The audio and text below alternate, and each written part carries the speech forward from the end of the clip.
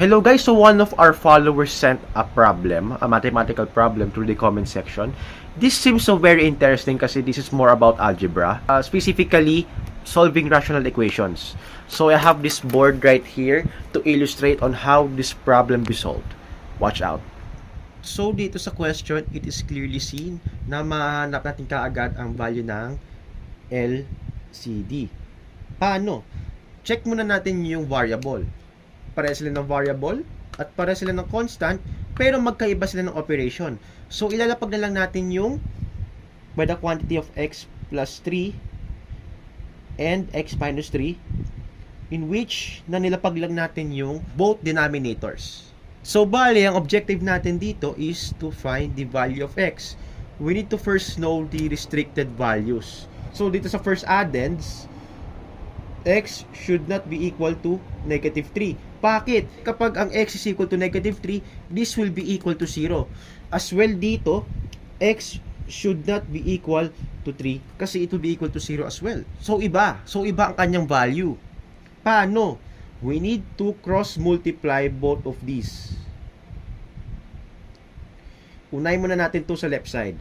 So we will take the quantity of x minus 2 multiplied by the quantity of x minus 3 plus with the quantity of x plus 1 multiplied by x plus 3 is equal to 2 multiplied by both denominators, which is x plus 3 multiplied by the quantity of x minus 3. So what we're going to do next, we will do the FOIL method. So we need to first multiply these two. So this is x squared, x times negative 3. So this is negative 3x. Then ito sunod, yung inner part, negative 2 times x is negative 2x. Since pares itong like terms, i-add lang natin to dalawa. Negative 3x minus 2x. So that will be equal to negative 5x. Then negative 2 times negative 3 is positive 6. Very good. Plus, gawin natin dito sa susunod, yung FOIL method. So x times x squared. Then x times 3 is positive 3x.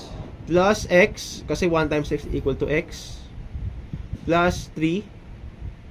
So, pares itong like terms, itong 3x plus x. So, add lang natin to. That's equal to 4x. So, pagsamahin na natin. So, 4x plus 3 is equal to. Then, gawin natin dito yung FOIL method as well. So, x squared. Since makikita natin dito na ito ay isang perfect square, so we will just regard the value next. So, 3 times negative 3 is negative 9. Ayan na po. Then, what we're going to do next, add natin to like term, x squared plus x squared. Itong dalawa, that will be equal to 2x squared. Then, negative 5x plus 4x is equal to negative x. Then, 6 plus 3 is equal to positive 9. Is equal to, i-distribute natin itong 2. 2 times x squared is equal to 2x squared. 2 times negative 9 is equal to negative 18. Ayan. Then what we're going to do, we will cross the like term, 2x squared and 2x squared. So ilalapag natin dito yung negative x plus 9 is equal to negative 18. So nice ko kayong tanungin, ano ang mas malaki? 9 or 18? So syempre ang 18.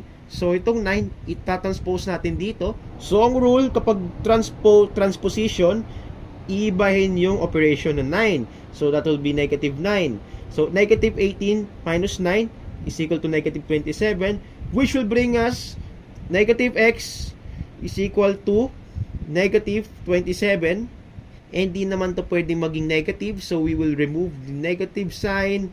So x is equal to 27. That's the answer.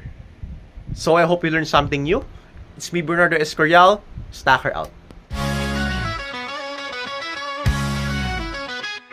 Bernardo starts in flash or red, cup flying high, quick hands, no dread. 7 years he stacks with might, since he was 8 he's in the fight.